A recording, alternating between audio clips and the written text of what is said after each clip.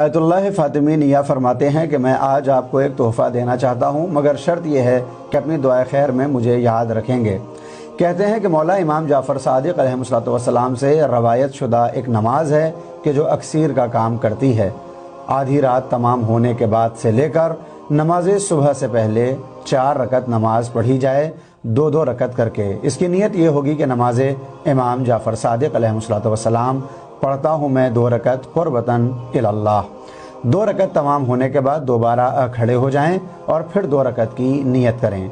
नमाज के तमाम होने के बाद सजदा खालिक में सर रखें और 100 मरतबा कहें माशा अल्लाह, यानी जो खुदा चाहे वही।